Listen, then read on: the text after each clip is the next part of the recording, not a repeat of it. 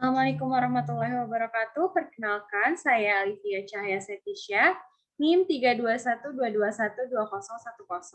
Di sini saya akan mempresentasikan mengenai materi mata kuliah Teknologi Pengolahan Limbah, yaitu limbah padat. Limbah merupakan hasil dari aktivitas manusia, bahan baku, hasil sisa buangan energi, serta produk industri. Apa sih limbah itu? Nah, limbah itu merupakan semua buangan yang dihasilkan oleh aktivitas manusia dan hewan yang berbentuk padat, cair, lumpur, maupun gas yang dibuang karena tidak dibutuhkan atau tidak diinginkan. Nah, pembagian limbah ini dibagi berdasarkan 4. Yang pertama itu berdasarkan sumbernya, limbah berasal dari kegiatan kota, industri, pertambangan, serta pertanian. Berdasarkan bentuknya, limbah itu ada limbah padat, limbah lumpur, cair, serta gas. Nah, berdasarkan sifat bahayanya, ada limbah B3 atau bahan berbahaya dan beracun, kemudian ada limbah domestik. Nah, limbah domestik itu sendiri dibagi menjadi 2, limbah cair serta limbah padat. Nah, limbah cair ini contohnya itu aktivitas dari pencucian, aktivitas dari mandi. Nah, kalau misalkan limbah padat itu sampah-sampah yang dihasilkan dari rumah tangga.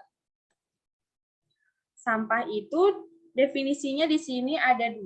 Yang pertama itu menurut UU nomor 18 tahun 2008 tentang pengelolaan sampah. Jadi sampah itu adalah sisa kegiatan sehari-hari manusia dan atau proses alam yang berbentuk padat. Nah, pengelolaan sampah menurut Undang-Undang nomor 18 tahun 2008 adalah kegiatan yang sistematis, menyeluruh, dan berkesinambungan yang meliputi pengurangan dan penanganan sampah. Bagaimana limbah itu terbentuk? Nah, limbah ini terbentuk dari yang pertama itu limbah yang berasal dari bahan baku yang tidak mengalami perubahan komposisi baik secara kimia dan biologis. Jadi contohnya itu seperti sampah yang ada di kota gitu. Yang kedua itu limbah yang terbentuk akibat hasil samping dari sebuah proses kimia, fisik, dan biologis. Yang ketiga itu limbah yang terbentuk akibat penggunaan bahan baku sekunder, misalkan adanya pelarut atau perumas, itu akan ada limbah yang dihasilkan. Selanjutnya yaitu limbah yang berasal dari hasil samping proses pengelolaan limbah. Dalam proses pengelolaan limbah, selain dapat menguraikan limbah, tapi tetap ada hasil samping yang akan berbentuk limbah juga. Nah, yang terakhir yaitu limbah yang berasal dari bahan samping pemasaran produk industri, misalkan kertas, plastik, kayu, dan logam. Pasti dari industri tersebut akan menghasilkan sisa samping berbentuk limbah dari produk utamanya. Limbah padat itu sering juga disebut sebagai sampah. Nah, di sini ada permasalahan yang berkaitan dengan adanya limbah padat atau sampah itu sendiri. Di sini ada 8. Yang pertama itu menimbulkan kesan tidak estetik atau indah. Karena pasti di mana ada sampah itu banyak lalat, terus merusak pemandangan lah ya. Yang kedua itu pembuangannya membutuhkan lahan yang luas karena kan beberapa jenis sampah sulit untuk diuraikan. Jadi pasti membutuhkan lahan yang lebih besar lagi. Yang ketiga yaitu dapat menjadi sarang atau tempat berkumpulnya penyakit atau penyebab penyakit. Itu pasti karena tadi sampah itu biasanya dikerumuni oleh lalat, oleh nyamuk, kemudian berpindah ke manusia sehingga dapat menimbulkan penyakit. Kemudian selanjutnya mencemari udara karena adanya bau atau juga adanya debu atau abu hasil dari sampah tersebut. Kemudian mencemari air apabila sampah tersebut dibuang secara tidak baik ke sungai atau ke perairan atau ke laut, itu akan mencemari air ataupun biota air. Selanjutnya yaitu adanya resiko kebakaran untuk barang-barang yang mudah terbakar, seperti contohnya untuk sampah kertas atau sampah kayu, itu kan mudah terbakar. Jadi adanya resiko kebakaran. Kemudian menimbulkan bencana banjir. Biasanya kan kalau ada banjir itu banyak sampah yang ikut karena biasanya salurannya tersumbat. oleh sampah, jadi menimbulkan banjir. Kemudian yang selanjutnya, yang terakhir, yaitu biaya pengolahan atau penanganannya cukup mahal. Nah, limbah padat ini komposisi dan sifat-sifat limbah padat menggambarkan keanekaragaman aktivitasnya manusia. Jadi komposisi sampah di suatu daerah itu akan berbeda-beda tergantung sama aktivitas yang dilakukan oleh manusianya. Contohnya domestik seperti yang dilakukan oleh rumah tangga itu akan menghasilkan limbah domestik. Kemudian di institusional itu ada sekolah, kantor, mungkin kalau di sekolah atau kantor banyak sampah bentuk sisa pulpen, sisa buku, atau sisa kertas-kertas seperti itu. Untuk komersil, pasar, toko, misalkan sisanya itu seperti kardus, sampahnya itu sampah-sampah plastik. Nah, untuk industri itu biasanya hasil samping dari produk utama itu menghasilkan limbah. Kemudian untuk aktivitas pertanian atau peternakan juga pasti menghasilkan limbah padat, serta ada aktivitas dari perkotaan. Nah, klasifikasi dari limbah padat ini ada beberapa jenis. Yang pertama itu garbage atau bahan organik yang mudah membusuk atau terurai oleh mikroorganisme. Yang kedua ada rubbish, bahan organik yang tidak mudah membusuk atau terurai oleh mikroorganisme. Yang selanjutnya ada debu atau hasil dari proses pembakaran. Yang selanjutnya ada dead animal atau memiliki sifat yang mudah membusuk. Selanjutnya ada street sweeping atau seperti daun dan kertas, serta ada industrial waste atau limbah dari hasil kegiatan industri. Di sini yang selanjutnya yaitu ada sifat dan karakteristik dari limbah padat. Nah, sifatnya itu ada sifat fisik dan sifat kimia. Pertama, sifat fisik itu terdiri dari ukuran partikelnya, kemudian kadar air, serta densitas. Untuk sifat kimia terdiri dari kelembapan, bahan volatil, kadar abu, karbon terikat, ada 5C atau karbon, kemudian ada hidrogen, oksigen, ada nitrogen, serta ada sulfur. Nah, selanjutnya itu ada nilai energi yang dapat dihasilkan dari limbah padat. Komposisi sampah itu akan dipengaruhi yang pertama oleh cuaca. Cuaca yang berbeda-beda juga akan mempengaruhi komposisi dari sampah. Kemudian frekuensi pengumpulan, seberapa sering sampah itu dikumpulkan dari mana, itu pasti akan mempengaruhi komposisinya. Kemudian musim juga mempengaruhi komposisi. Tingkat sosial ekonomi juga pasti mempengaruhi pendapatan per kapita serta kemasan produk. Jenisnya apa nih? Plastik atau bahan-bahan yang mudah terurai seperti kertas. Nah, dampak dari limbah padat ini ada beberapa. Yang pertama itu timbulnya gas beracun seperti asam sulfat, ada amonia, kemudian metan, CO2, dan lain-lain. Nah, gas ini itu akan timbul jika limbah padat ditimbun dan membusuk karena adanya mikroorganisme. Jadi, adanya timbul bau gas yang tidak wangi atau bau busuk, itu hasil dari pembusukan oleh mikroba. Kemudian, dapat menimbulkan penurunan kualitas udara yang pada sampah yang ditumpuk. Itu pasti karena kan tadi ada gas-gas beracun, nanti kualitas udaranya juga akan menurun, tidak fresh lagi. Kemudian ada penurunan kualitas air karena limbah padat biasanya langsung dibuang pada perairan atau bersama-sama air limbah. Biasanya kan masih jarang yang melakukan pengolahan limbah padat. Nah, sedangkan limbah padat beberapa banyak yang sulit untuk diuraikan seperti sampah-sampah plastik, styrofoam. Nah, biasa itu langsung dibuang ke perairan, maka kualitas perairan ini juga akan menurun. Kemudian kerusakan permukaan tanah, karena zat-zat haranya dirusak oleh kandungan dari si sampah itu sendiri.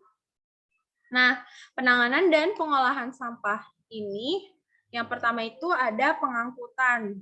Nah, pengangkutan ini metodenya ada sistem tenaga manusia yang paling sederhana dapat digunakan volume kecil. Nah, jadi menggunakan tenaga manusia untuk biasanya ini kan untuk di komplek-komplek, biasanya itu pakai tenaga manusia. Kemudian ada sistem mekanik atau konveyor, itu biasanya sudah gabungan dari beberapa wilayah atau beberapa daerah, makanya membutuhkan alat. Kemudian ada yang sistem air, sistem udara, sistem otomotif, bahkan sampai sistem rel kereta api untuk kuantitas yang sangat besar. Kemudian setelah proses pengangkutan itu ada proses pengumpulan. Nah, pengumpulan ini bertujuan untuk memudahkan pengangkutan ke tempat tujuan. Nah, yang ketiga yaitu proses penyimpanan untuk menjaga limbah padat agar tidak terjadi perubahan yang tidak dikehendaki seperti adanya pembusukan. Biasanya ini kalau tempat penyimpanan sampah itu punya penutup wadah, pengatur kelembaban, pengempaan atau seperti refrigerator. Jadi fungsinya itu untuk menjaga kualitas dari sampahnya itu. Nah, di sini ada gambarnya. Pertama kita lihat dari sumber sampahnya, kemudian bisa dikumpulkan terlebih dahulu, kemudian kita memindahkan ke tempat yang pertama, terjadi pengangkutan, terus kita membuang di seperti bank sampah. Dari sumber sampah juga bisa langsung diangkut atau dibuang. Nah, berdasarkan data di tahun 2008, jenis penanganan sampah yang berlangsung di Indonesia itu ada beberapa jenis. Yang pertama pengurugan, itu sekitar 68,86%, ada pengomposan sekitar 7,19%, open burning sekitar 4,79%, banyaknya yang dibuang ke sungai itu 2,99%, insinerator skala kecil 6,59%, dan non-pengurugan sekitar 9,58%. Nah, di sini alurnya itu, jadi bahan baku sumber daya lingkungan itu kan biasanya dimanfaatkan oleh industri. Nah, industri pastinya akan membentuk suatu produk untuk dijual. Nah, produk ini bisa menghasilkan bahan B3, bahan beracun dan berbahaya. Serta industri juga menghasilkan limbah. Limbah ini juga ada, tadi kan jenisnya ada yang domestik dan bahan beracun dan berbahaya. Nah, untuk bahan yang beracun dan berbahaya itu tidak bisa langsung dikeluarkan, dibuang ke lingkungan, makanya harus melalui proses pengolahan. Nah, pengolahan ini pertamanya itu bisa dengan cara setelah diolah itu bisa langsung dibuang atau juga didaur ulang. Nah, didaur ulang akan menghasilkan produk baru yang bisa dikirimkan ke konsumen atau dijual ke konsumen, produk dari hasil pengolahan limbah ini, dan menghasilkan limbah. Nah, siklus ini akan terus berulang.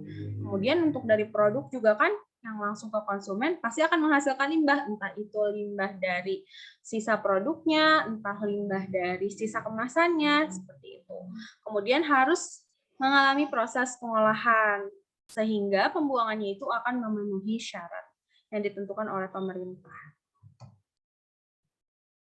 Jadi perlakuan limbah padat yang tidak punya nilai ekonomis biasanya itu langsung ditumpuk pada areal tertentu. Seperti kan yang kita tahu di masyarakat pasti ada area pembuangan sampah. Nah, biasanya itu langsung ditumpuk kalau misalkan si limbahnya itu nggak bisa diolah lagi. Kemudian dibakar. Nah, setelah ditumpuk dibakar banyak juga kan.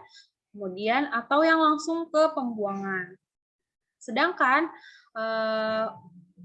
untuk yang memiliki nilai ekonomis atau yang bisa dikembangkan lagi, kita melakukan proses pengolahan. Nah, prinsipnya itu menyiapkan bahan masukan limbah padat yang akan diolah sehingga sesuai dengan karakteristik dan teknologi pengolahannya.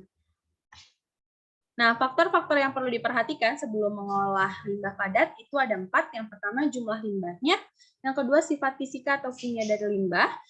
Yang ketiga, kemungkinan pencemaran dan kerusakan lingkungan, serta tujuan akhir dari pengolahan limbahnya. Apakah ingin membentuk produk yang baru, ataukah hanya ingin mengurangi cemarannya saja dan langsung dibuang, seperti itu. Nah, di sini ada beberapa cara penanganan sampah. Yang pertama, reduce atau pembatasan, mengupayakan agar limbah yang dihasilkan itu sesedikit mungkin. Jadi, membatasi penggunaan produk yang dapat menghasilkan sampah. Nah, yang kemudian itu ada reuse atau guna ulang. Bila limbah akhirnya terbentuk, maka upayakan pemanfaatan limbah tersebut secara langsung. Misalkan yang sekarang sedang diupayakan itu tas belanja. Nah, itu tuh kita bisa menggunakannya berulang-ulang sebelum dibuang gitu. Recycle atau daur ulang, residu atau limbah yang tersisa atau tidak dapat dimanfaatkan secara langsung diproses atau diolah sehingga dapat dimanfaatkan baik sebagai bahan baku maupun sebagai sumber energi.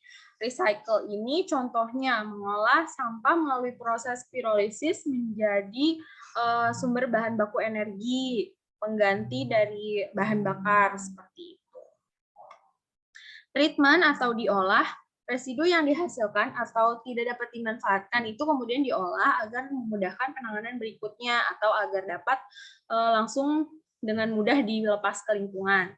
Dispose atau singkir, residu atau limbah yang tidak dapat diolah perlu dilepas ke lingkungan secara aman melalui rekayasa yang baik dan aman seperti menyingkirkan pada sebuah lahan uruk atau landfill yang dirancang dan disiapkan secara baik. Kemudian yang terakhir yaitu dengan proses remediasi.